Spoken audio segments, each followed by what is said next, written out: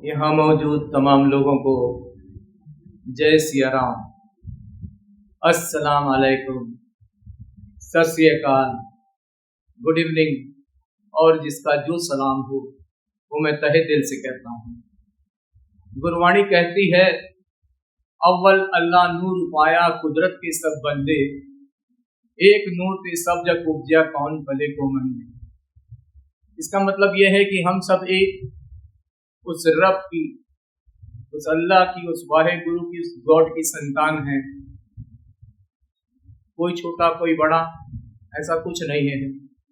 हमारा देश, भारत देश, आप जानते हैं कि विश्व में सबसे बड़ी डेमोक्रेसी के नाम पर पहचाना जाता है। ये तो आप जानते होंगे।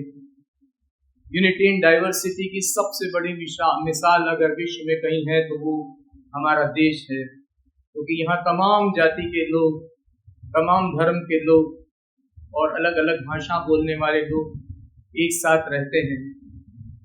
लेकिन फिर भी कभी कभी हम लोगों में दरारें लोग डाल देते हैं, क्योंकि कहते हैं कि जितना पावर ईश्वर रब अल्लाह के पास है उतना ही पावर कुछ शैतानों के पास भी है।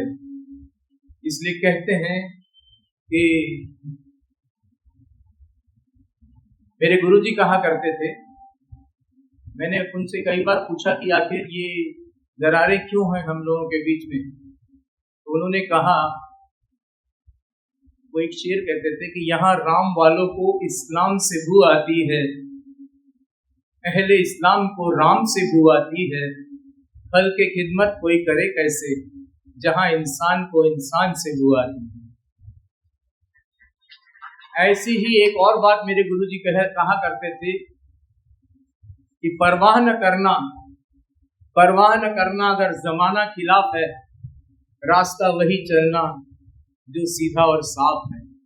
और ये भाईचारा, प्रेम, एकता, शांति, इससे सीधा साफ रास्ता मुझे नजर नहीं आता। इसलिए मैं पिछले 13-14 साल से जमीयत उलमाए हिंद के साथ कंधे से कंधा मिलाकर भाईचारा, प्रेम, शांति और एकता का प्रोग्राम करता हूँ। यहाँ पर भी जमीयत के कुछ लोग आए हुए हैं, वो मिलकर गए मुझसे, वो जानते होंगे। इसी तरह का एक कॉन्फ्रेंस हुई थी पूना में, जमीयत उलमाए हिंद की ही, मतलब वो कौमी एकजहती पर थी, कभी आजम कॉम्प्लेक्स में पूना में। तो वहाँ पर प्रोग्राम शुरू होने में भी कुछ 2-3 घंटे बाकी थे, तो मैं आजम कैंपस में रुका हुआ था। तो कुछ बुजुर्ग मुसलमान मेरे कमरे में आए, 8-10 मुसलमान थे। उन्होंने कहा, बाबा जी ये क्या हो रहा है, हमारे देश का क्या होगा और मुसलमानों का क्या होगा। तो मैंने कहा, मुसलमान का कोई क्या बिगाड़ सकता है, शर्त यह है कि वो मुसल्लम ईमान वाला होना चाहिए, तभी कुछ फर्क पड़ेगा। आप मुसलमान हो तो आपको डरने की कोई जरूरत ही नहीं। तो मैंने उनको 2 छोटे से शेर सुनाए कि नूर हक शमे इलाही को बुझा सकता है कौन, जिसका हामी हो खुदा उसको मिटा सकता है कौन। मैंने कहा, आपको घबराने की कोई जरूरत ही नहीं है, आप अपने यकीन पर कायम रहिए। ये जो शैतान का पावर होता है ये थोड़े समय के लिए होता है, टेम्पररी होता है, ये कोई परमानेंट पावर नहीं होता है। तो ऐसे में आपको घबराने की कोई जरूरत नहीं है। फिर मैंने उनसे कहा, एक उनको किस्सा सुनाया मैंने कि किरदार कैसा होता है, मुसलमान का किरदार कैसा होता है। ये हमने साधु संतों के मुंह से सुनी हुई कोई किस्सा है, अभी सत्य है या झूठ है ये तो मुझे मालूम नहीं। कश्मीर की कहानी सुनाते हैं लोग। एक मस्जिद के बाहर एक बुजुर्गवार एक खोमचा लेकर बैठते थे। खोमचा एक ऐसे छोटा सा होता है, इसमें एक बर्तन होता है जिसके अंदर चने, आलू ये सब बना के वो सुबह सुबह जो पहली नमाज होती है फजर की, उसके बाद वो बेचा करते थे। तो बुजुर्गवार थे, सवेरे का समय होता था, तो जो नमाज पढ़ने आते थे वो जाते जाते उनसे वो खोमचा ले लेते थे और ऐसे में कुछ लोग ऐसे भी थे जो छोटा सिक्का बुजुर्गवार को दे जाते थे, वो अल्लाह के बंदे, रब के बंदे, इतना समय तो उनके पास था ही नहीं कि खोटा या सच्चे की परख करे, वो तो रब के नाम में लीन रहते थे। तो ऐसे करते करते बहुत दिन गुजर गए। फिर एक दिन उन्होंने अपनी थैली निकाली और उसमें से कुछ सौदा लेने के लिए वो दुकानदार के पास गए। तो दुकानदार ने कहा कि इसमें आधे से ज्यादा सिक्के खोटे हैं, तो आप पूरा पैसा लेकर आइए, तब मैं सौदा दूंगा। तो वो बुजुर्गवार अपने कमरे में आए, घर में आए, तो बोले कि अपने रब की इबादत में लग गए दुखी होकर। बोले कि यार रब, जब तेरी दुनिया में ये खोटा सिक्का कबूल नहीं हुआ, मंजूर नहीं हुआ, तो क्या मेरे जैसा खोटा सिक्का तुझे कबूल होगा, तुझे मंजूर होगा? मैं भी तो एक खोटा सिक्का ही हूँ, किसी काम का नहीं हूँ। अचानक उस कमरे में एक रोशनी प्रकट हुई और उसने कहा कि उस पोटली में जरा हाथ डालकर देख। अब जब उन्होंने हाथ डालकर देखे तो वो खोटे सिक्के सोने की अशर्फियों में तब्दील हो गए थे।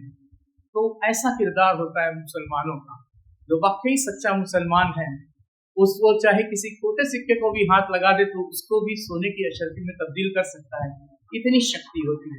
शर्त यही है कि मुसल्लम ईमान होना चाहिए। मुसल्लम ईमान उस व्यक्ति का था तो वो परिवर्तित हो गया। अब आप जानते हैं हमारे देश में डेमोक्रेसी है, सबको हक है कुछ ना कुछ बोलने का, कुछ ना कुछ कहने का, लेकिन फिर भी हमारे देश में ऐसे ऐसे लोग हैं, ऐसे ऐसे दिलावर हैं इस मुल्क में, जो अपनी रहनुमाई से हम लोगों का मार्गदर्शन करते रहते हैं। कहते हैं ना, हजारों साल नरगिस अपनी बेनूरी पे रोती है, बड़ी मुश्किल से होता है चमन में दिलावर पैदा। ऐसे ही एक दिलावर हमारे बीच में मौजूद है। आज मैं पहली बार इनसे मुलाकात कर रहा हूँ और इनके साथ एक स्टेज शेयर कर रहा हूँ। तो अगर ऐसे दिलावर, ऐसे रत्न हमारे बीच में मौजूद है तो इनकी रहनुमाई में हम इस देश की एकता, शांति और भाईचारा, प्रेम सभी को बरकरार कर सकते हैं। तो इसलिए हमें ये कोशिश करनी चाहिए कि जैसे ये हमें आदेश देते हैं उसका हम पालन करें और अपने देश को, भारत देश को, इसकी खूबसूरती को और अच्छा बनाएं। यही हमारा काम है। अब देखिए, साधु हूँ मैं, मेरा काम है समाज को जोड़ना, और कहीं भी जाता हूँ तो मैं भजन कीर्तन करता हूँ नॉर्मली, लेकिन ऐसी मजलिसों में आता हूँ तो समय की भी सीमा है, हमको 10 मिनट का टाइम दिया है, उसमें कंप्लीट करना है। लेकिन एक छोटा सा भजन करके मैं जाना चाहता हूँ। मैं अपने अल्लाह को, मैं अपने राम को उसके एक प्यारे नाम से बुलाना चाहता हूँ। तो 3-4 मिनट का है। मालिकुल मुल्क, मालिकुल मुल्क, ला शरीक लहू, वहदहू ला इलाहा इल्लहू। मैं इसे अपने राम का नाम समझता हूँ। वहदहू ला इलाहा इल्लहू, शम्स तबरेज गर खुदा तलबी, खुशबू ला इलाहा इल्लहू। कौनैन का, कौनैन का, कौनैन का मस्जूद है, माबूद है तू। कौनैन का, कौनैन का मस्जूद है, माबूद है तू। हर शय तेरी शाहिद है कि मशहूद है तू।